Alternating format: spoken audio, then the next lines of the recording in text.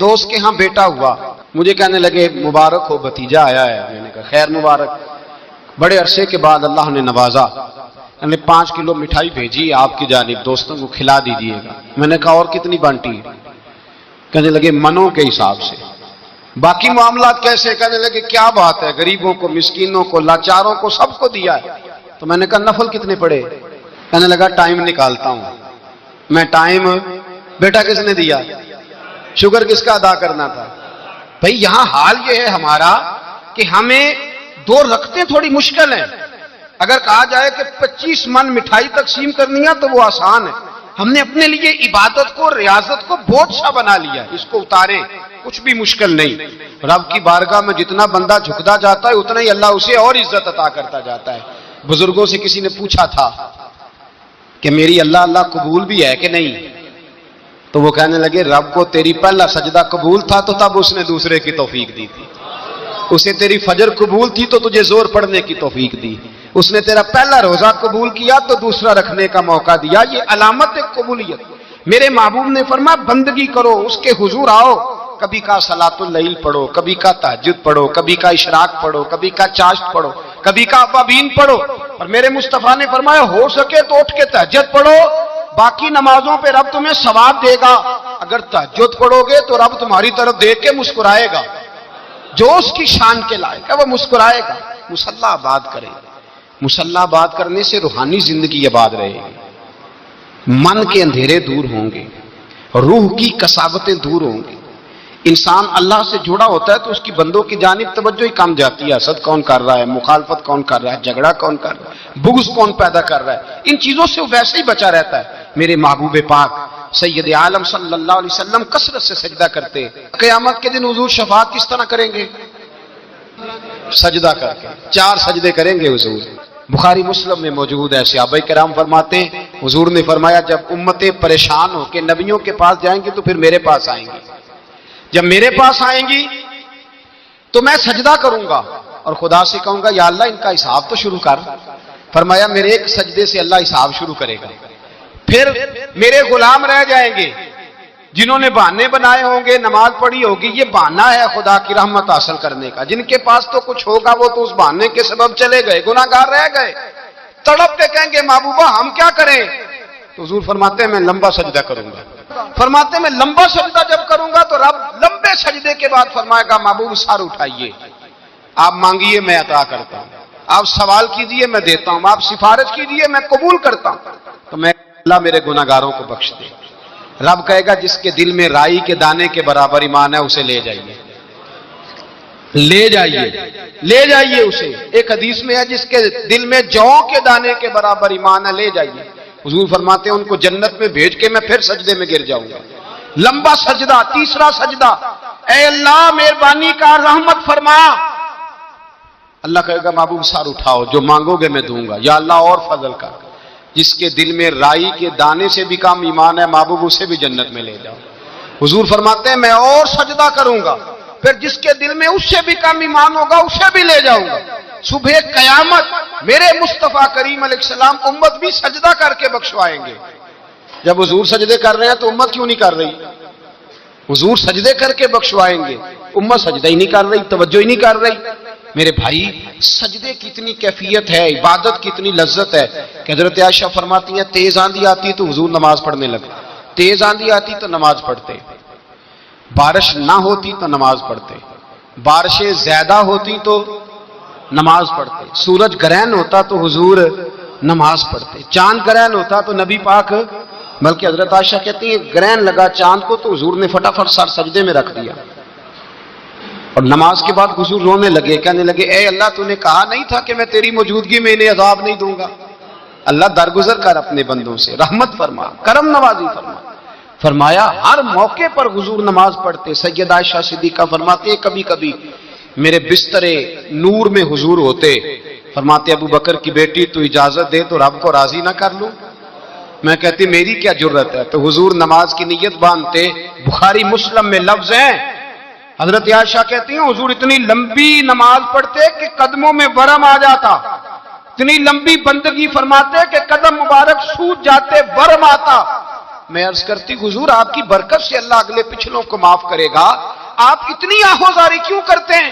اللہ نے آپ کو محبوب بنایا ہے، شفاعت کا حق دیا ہے، سب سے اعلیٰ امت دی، حضور اتنی آہوزاری؟ تو حضور فرماتے عائشہ تو نے بتایا ہے نا رب نے مجھے بڑا دیا ہے، افلا اکون عبدا شکورا، اب میں رب کا شکریہ ادا نہ کروں؟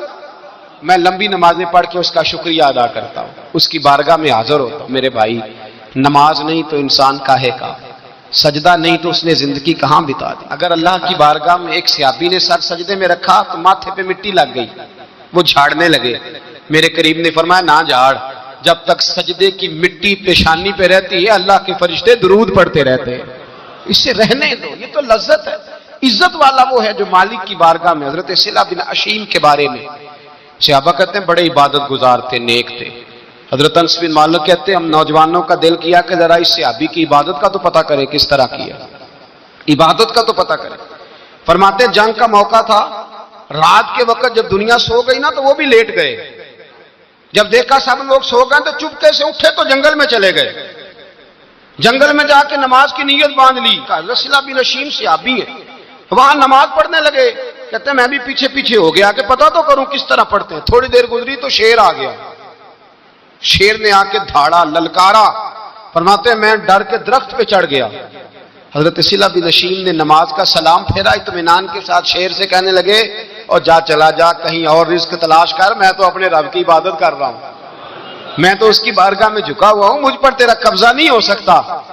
جب جنگلی درندوں کا قبضہ نہیں ہو سکتا تو کسی اور درندے کا عبادت گزار پہ قبضہ ہو سکتا ہے؟ حضرت انس بن مالک فرماتے ہیں مجھے سمجھ آ گئی جو درندوں سے بچنا چاہے، ظالموں، جابروں، فاسقوں سے بچنا چاہے، وہ اپنے آپ کو رب کی بارگاہ میں جھکائے، وہ اس کے حضور حاضری دے جو بچنا چاہے۔ میرے بھائی، رمضان المبارک آیا،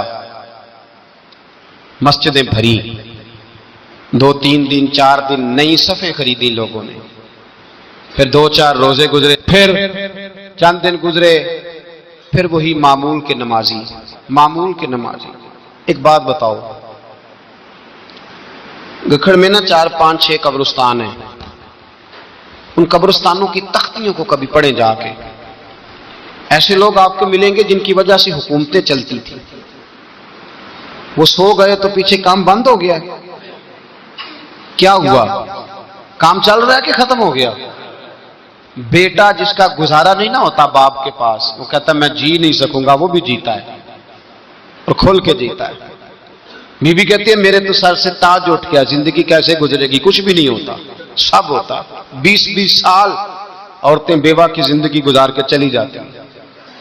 یہ جو ہم نے اپنے اوپر بہت زیادہ بوجھ رکھا ہوگا نا، جھوٹ بولتے ہیں بہت سارے لوگ مجھے وقت نہیں ملتا نماز کا، یہ بہت بڑی جرت ہے۔ اپنے دین میں پکے ہو جاؤ۔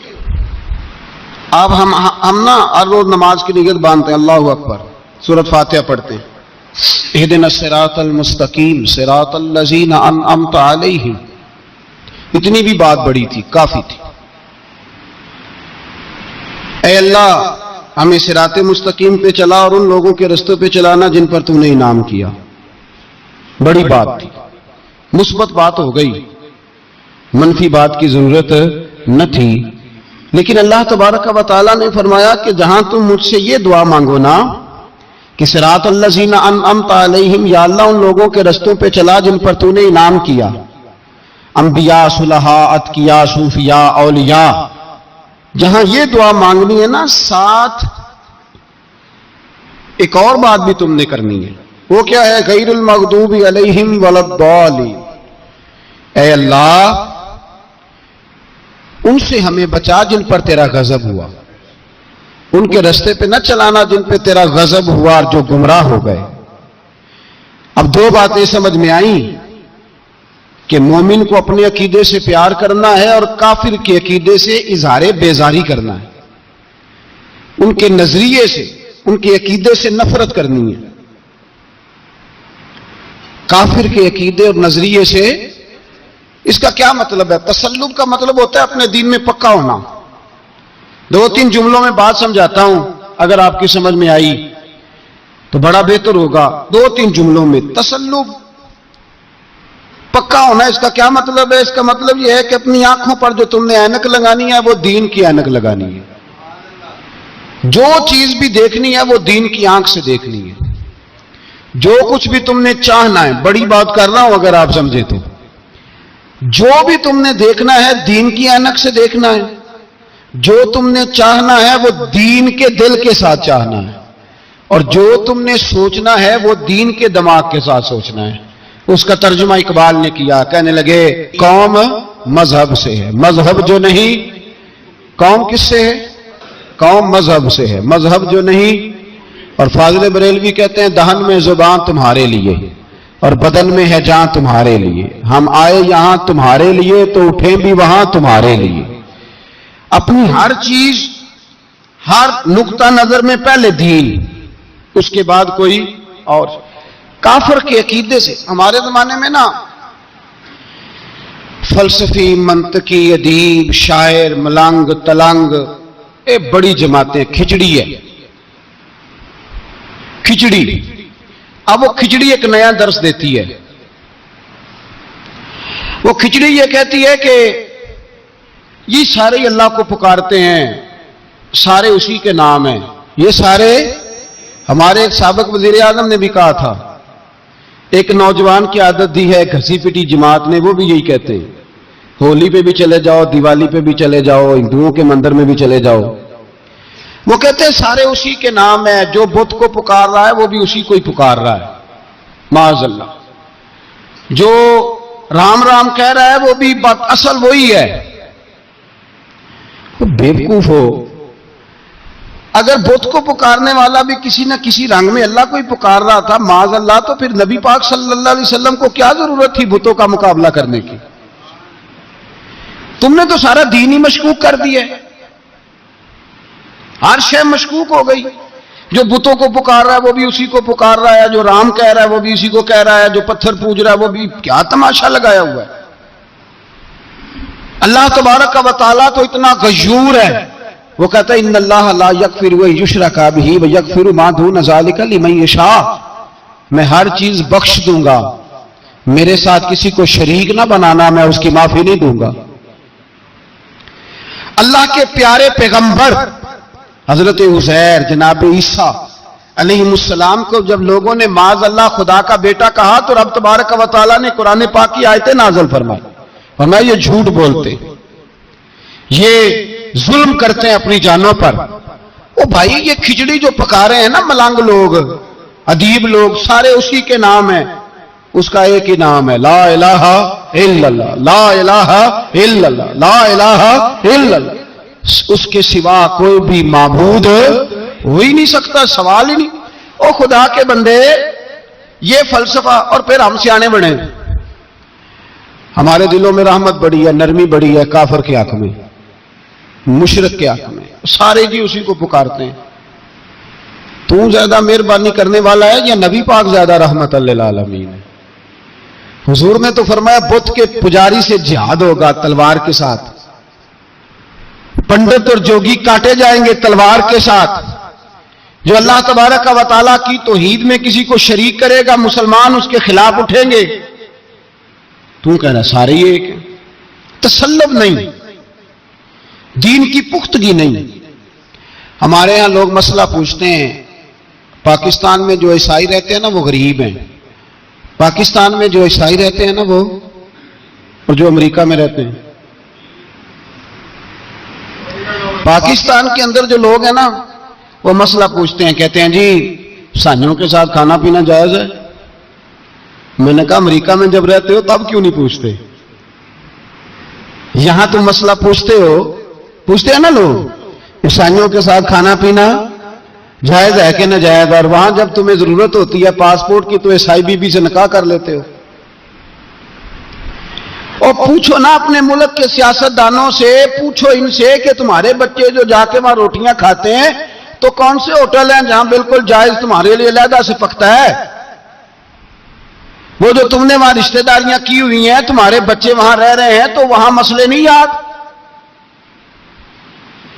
اگر ایک غریب نالی صاف کرنے والا عیسائی آئے تو اس کے بارے میں فتویٰ ہے کہ اس کے ساتھ روٹی نہیں کھانی، اور ٹرمپ آ جائے تو پھر کوئی مولوی مسئلہ نہیں پوچھتا کہ اس کے ساتھ کھانا جائز ہے کہ ناجائز ہے. ہمارا وہ جو کفر کے معاملے میں اظہار بیزاری تھا، نفرت کافر کے عقیدے سے، ہم کبھی نہیں کہتے کہ عیسائیوں کے مندروں کو آگ لگا دو. کبھی جلوس لے کے گئے ہیں کہ مندر گرانا ہے؟ بولے. ان کا گرجا کبھی گرایا ہے؟ ہندو کا مندر، مرزئی کی عبادت گاہ، اقلیت قرار دے دیا. ٹھیک ہے، جہاں عیسائی علیحدہ سے اپنا کام کر رہے ہیں تم بھی کرو. لیکن ہم ان کے عقیدے کے کبھی بھی حامی نہیں ہو سکتے. اگر کہیں کہ عیسائی بھی صحیح کہہ رہا ہے، حضرت مریم کو اللہ کی بیوی کہہ رہا ہے، جناب عیسیٰ کو اللہ کا بیٹا کہہ رہا ہے، اور تو کوئی سارے اسی کے نام ہیں، تو یہ بات تیری درست اس لیے کہ ہم تو روز کہتے ہیں قل هو اللہ احد اللہ الصمد لم یلد ولم یولد. نہ کسی کا باپ ہے نہ کسی کا بیٹا ہے. ولم یکن لہ کفوا احد، اس کا تو کوئی ہمساری نہیں، اس جیسا دوسرا کوئی ہے ہی نہیں. تو بھائی جس عقیدے کا تو اعلان کر رہا ہے، جو آدمی تیرے عقیدے کے خلاف چل رہا ہے، اس کو تو نے صحیح کیسے کہہ دیا؟ یہ کیسے ہو؟ تو میرے بھائی، اسلام یہ کہتا ہے کہ اساس، بنیاد، نظریہ، تو اپنے نظریے پہ ناز کرے گا، دوسرے کے نظریے سے اظہار بیزاری کرے گا. اور بھائی جاگو اور بس کر دو، جاگ جاؤ. اساس، بنیاد، نظریہ اصل ہے، اور اصل پر سمجھوتا ہو سکتا؟ ہو ہی نہیں سکتا. بخاری شریف میں ایک حدیث ہے، بات مضبوط کرنے کے لیے عرض کرتا ہوں. حضرت یحییٰ ایک تابعی بزرگ ہے، وہ کہتے ہیں حضرت عبداللہ ابن عمر رضی اللہ تعالیٰ عنہ میرے پاس آئے تو میں نے ان سے کہا حضور ہمارے محلے میں ایک جماعت رہتی ہے مسلمانوں کی، وہ نمازیں بھی پڑھتے ہیں، روزے بھی رکھتے ہیں، زکوٰۃ بھی دیتے ہیں، حج بھی کرتے ہیں، بس تقدیر کو نہیں مانتے. صرف ایک چیز کے انکاری ہیں، تقدیر کے. تو کیا حکم ہے؟ تو آپ فرمانے لگے ان سے کہہ دو کہ ہمارا تمہارا کوئی تعلق نہیں. ان سے کہہ دو ہمارا تمہارا کوئی رشتہ نہیں، ہمارا تمہارا کوئی کسی قسم کا رابطہ. اور فرمایا ان کو بتا دینا کہ رسول پاک کے صحابی نے فتویٰ دیا ہے جتنی مرضی نمازیں پڑھو، جتنے مرضی روزے رکھو، اور احد پہاڑ کے برابر اگر تمہارا دل کرے تو صدقے کرو، پر تمہارا کوئی عمل اللہ کی بارگاہ میں قبول نہیں جب تک تمہارا عقیدہ صحیح نہیں، جب تک تمہارا نظریہ ٹھیک نہیں، اتنی دیر تک کوئی عمل اللہ کی بارگاہ میں تمہارا قابل قبول نہیں. اساس پر، بنیاد پر کوئی سمجھوتا ہو سکتا؟ بنیادوں پر سمجھوتے نہیں ہوتے بھائی. اور ایک ہوتا ہے گناہگار، ایک ہوتا ہے غدار. گناہگار اور غدار میں بڑا فرق ہوتا ہے.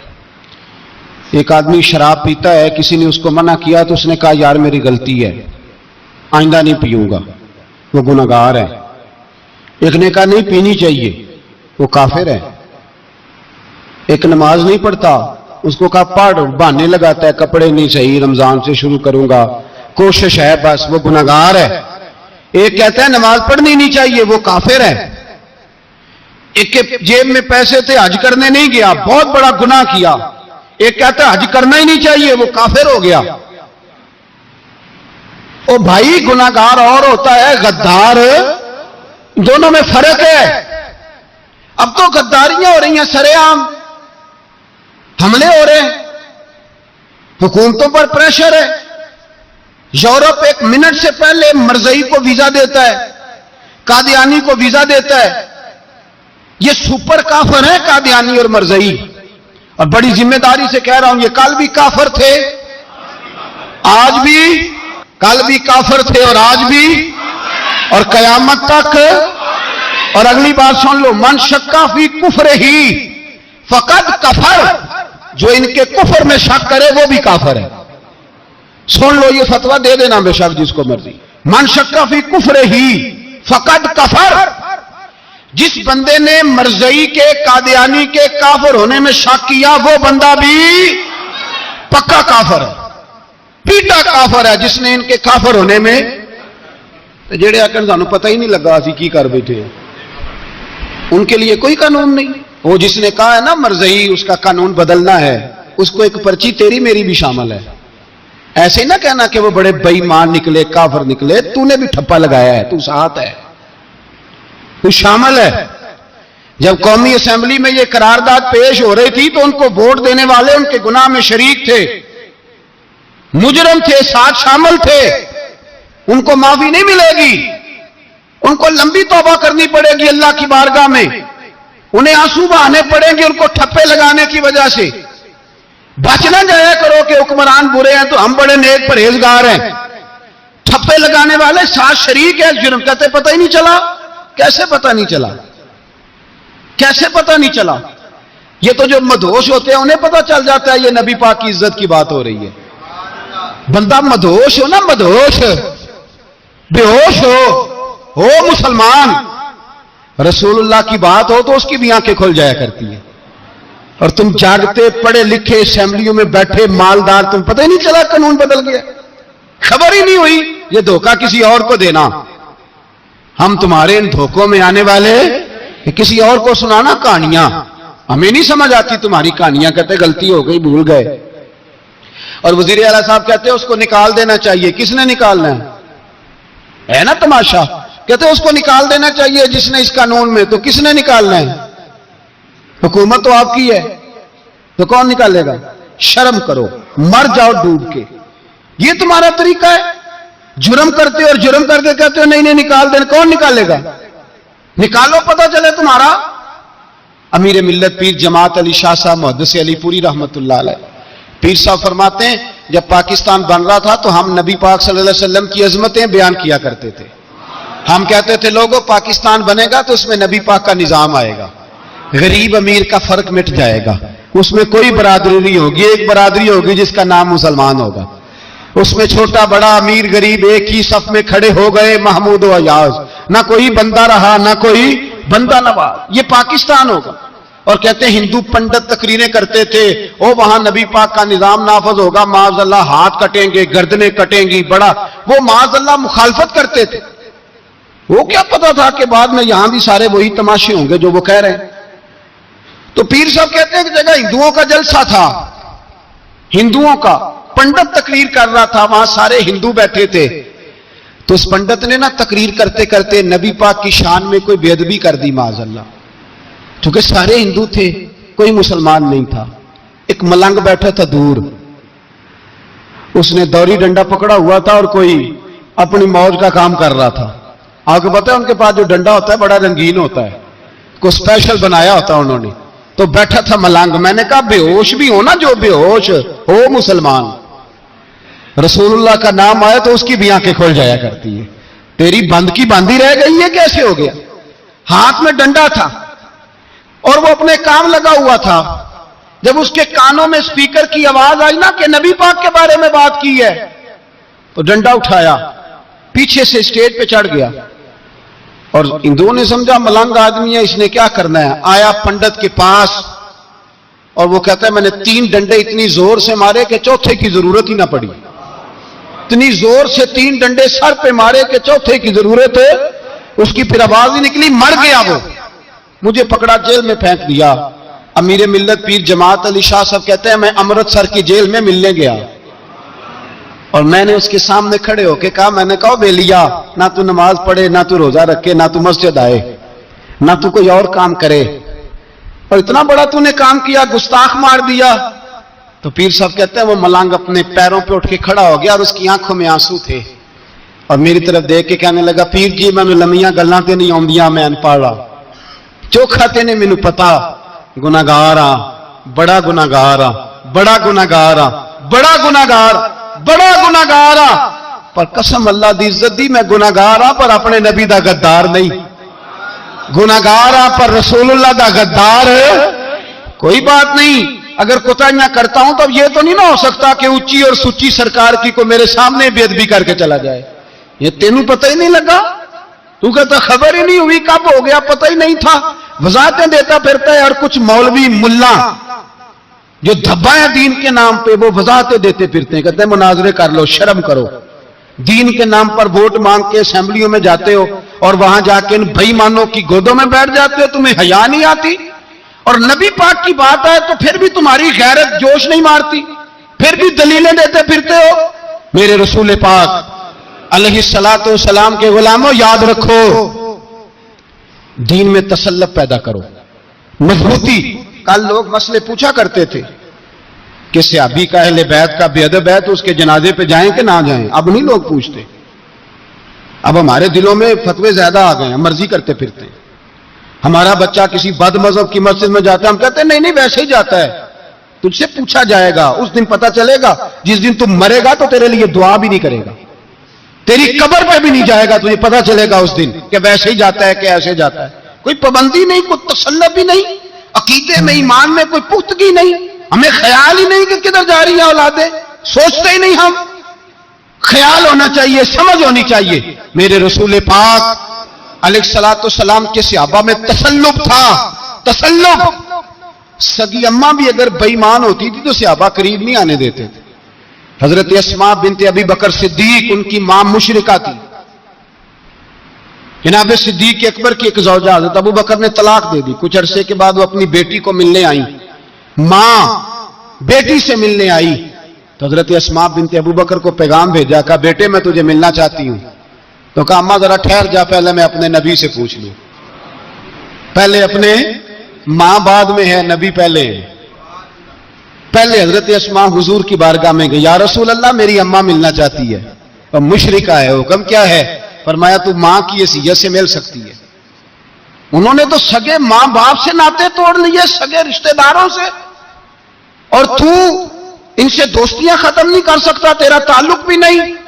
نہیں، سارے اسی کو پکارتے ہیں، سارے ایک ہی ہیں، یہ تماشے کسی اور کو دکھانا۔ یہاں رسول اللہ کے غلام بستے ہیں۔ ہمارا عقیدہ بڑا پختہ ہے، بڑا پختہ، بڑے پختہ نظریات کے لوگ اللہ نے اس دھرتی کو عطا فرمائے۔ اس زمین نے بڑے کامل مومن پیدا کیے۔ بھائی یاد رکھو، رسول پاک علیہ الصلوۃ والسلام کے غلاموں میں اپنے دین کے لیے تسلط تھا، پختگی تھی، کفر سے بیزار رہتے تھے۔ اگر سب کو ایک میں ایک ہی کرنا تھا تو پھر اتنی لمبی چوڑی جدوجہد، امیر حمزہ کا کلیجہ نکل گیا، کان کٹ گئے، سب کچھ ہو گیا، اور آج تم ان شہیدوں کی لاشوں پہ کھڑے ہو کے کہتے ہو کہ یہ تو ایسے ہی کٹ گئے۔ مذاق ہے یہ؟ کوئی مذاق ہے؟ اصل بات بتاؤں آپ کو کیا ہے؟ دین مفت میں ملا ہے، اور جو شے مفت مل جاتی ہے اس کی قدر نہیں ہوتی قدر۔ دین نبی دا ایک ہی جانن دنیا دار کمینے، دین نبی دا جانن والے سونگے وچ مدینے۔ تجھے کیا پتا، تجھے کیا خبر اس دین کی؟ کوئی خبر ہی نہیں۔ میرے رسول پاک کا پسینہ کتنا بہا ہے، کبھی تیرا پھیرا لگے تو احد کے پہاڑ سے جا کے پوچھنا نبی پاک کا خون کتنا بہا ہے۔ کبھی ٹائم ملے نا، ملک شام جا اور حضرت بلال کی قبر پہ کھڑے ہو کے پوچھ دین کتنا قیمتی ہے۔ اور پھر اس سے زیادہ بات پوچھنی ہو نا کبھی تو مدائن جا، حضرت سلمان فارسی کے مزار کے پاس ان سے پوچھ دین کی قیمت کتنی ہے۔ وہ تجھے بتائیں گے کہ کئی 100 سال لگ گئے نبی پاک کے قدموں میں پہنچنے تک، 100 سال، کئی 100 سال۔ اور اگر پھر بھی تجھے تسلی نہ ہو تو جنت البقیع میں جا اور سیدہ طیبہ طاہرہ حضرت فاطمہ الزہرا سے پوچھ، ان سے پوچھ بی بی اس دین کی قدر کیا ہے۔ وہ تجھے بتائیں گی کہ جب دین کے چہرے پہ سرخ رنگ بھرنا تھا تو میں نے حسین کا خون دے کے بھرا ہے۔ وہ تجھے بتائیں گی کہ اس دین کو جب پینٹ کرنا تھا تو میں نے جناب علی اصغر کے بازوؤں کے ساتھ مصوری کی ہے۔ اس کو آسان سمجھ رکھا ہے لوگوں نے، آسان سمجھ رکھا ہے، کہا تم کٹ گئے۔ اور آج اٹھنے والا صوفی اور درویش کہتا ہے سارے ایک ہی ہیں، سارے اسی کو مانتے ہیں۔ جس سیاستدان کا دل کرتا ہے وہ جا کے مندروں میں پوجا کر آتا ہے، جس کا دل کرتا ہے وہ جا کے ہندوؤں کی ہولی اور دیوالی میں شریک ہو جاتا ہے۔ سب ایک ہی ہیں۔ اگر ایک ہی تھے تو حسین کا علی اصغر کیوں شہید ہوا؟ اگر سب ایک ہی تھے تو جناب علی اکبر کیوں شہید ہوئے؟ سارے ایک ہی تھے تو پھر ٹھیک ہے، مست رہنا چاہیے تھا۔ یہ مذاق ہے اتنی قربانیاں؟ شرم ہی نہیں آتی بات کرتے ہوئے؟ جاگو اور اپنے دین کو سمجھو۔ میرے رسول پاک علیہ الصلوۃ والسلام نے جو دین دیا اس میں تسلب ہے، تسلب، کفر سے بیزاری۔ کتنی بیزاری؟ حضرت ام حبیبہ رضی اللہ تعالیٰ عنہ ام المومنین ہے، یہ ہماری اماں ہیں۔ ام، ماؤں کے نام تو بچوں کو آنے چاہیے نا۔ یہ مومنوں کی ماں ہیں، ابو سفیان کی بیٹی ہیں، حضرت ابو سفیان رضی اللہ تعالیٰ عنہ کی بیٹی، نبی پاک کی زوجہ ہیں، جناب امیر معاویہ رضی اللہ تعالیٰ عنہ کی سگی بہن حضور کی زوجہ تھی، بہت بڑے امیر باپ کی بیٹی تھی۔ مدینے جب آئیں تو نبی پاک کے گھر میں غربت دیکھی، آزمائش دیکھی، کئی دنوں کے فقر اختیاری کے جلوے دیکھے۔ ابو سفیان ایک مذاکرات کے سلسلے میں مدینے آئے اور کہتے ہیں میں نے سوچا سیدھا اپنی بیٹی کے گھر جاتا ہوں، تو کہتے ہیں میں حضرت ام حبیبہ کے صحن میں داخل ہوا تو چارپائی پہ بستر بچھا ہوا تھا اور ام حبیبہ ایک سائیڈ پہ بیٹھ کر تو سوئی دھاگے کے ساتھ کوئی کام کر رہی تھی۔ ابو سفیان کہتے ہیں میری بیٹی کی نظر پڑی تو ام حبیبہ جلدی سے اٹھی، اٹھ کے بستر جو چارپائی پہ بچھا ہوا تھا وہ بستر اٹھایا، لپیٹا، اندر لے گئی۔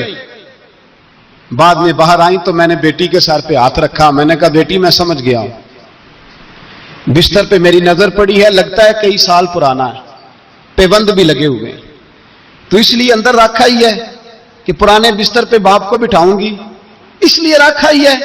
تو بیٹی امیر گھر سے آئے تو غریب گھر میں اس کی شکایتیں ختم نہیں ہوتی، پر دین کے ساتھ تسلب ام المومنین کا، پختگی اور کفر سے بیزاری، کہنے لگی ابا جی ابھی آپ کافر ہیں نا، تو آپ کی سوچ ابھی بدلی نہیں، میں اس لیے نہیں بستر اندر رکھ کے آئی کہ آپ کے قابل نہیں تھا، میں تو اس لیے رکھا ہوں کہ وہ میرے نبی کا پاک بستر ہے اور آپ ناپاک ہیں، وہ پاک بستر ہے، انما المشرکون نجس، مشرک ناپاک ہوتا ہے، باپ ہونا علیحدہ بات ہے، لیکن میرے دل میں باپ کی قدر بعد میں ہے میرے دل میں، اور رسول اللہ کے بستر کی قدر پہلے ہے، رسول اللہ کی نہیں، رسول اللہ کے بستر کی قدر ہے کہ باپ بیٹھ نہ جائے۔ اتنی نفرت مشرک سے، اتنا اظہار، وہ باپ بھی ہو تو اتنی نفرت، لوگوں نے پیچے ڈالے ہوئے پیار کے، محبت کی پینگیں چڑھا رہے ہیں اور سارے یہ کہیں گے سب صحیح ہے،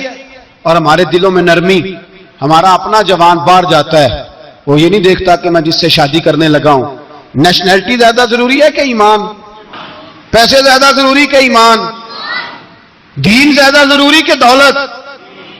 عجیب تماشا ہے، بیچتے پھرتے ہیں، فار سیل کر دیا مذہب کو، تسلب ہی نہیں، وہ خیال ہی نہیں، توجہ ہی نہیں ہماری۔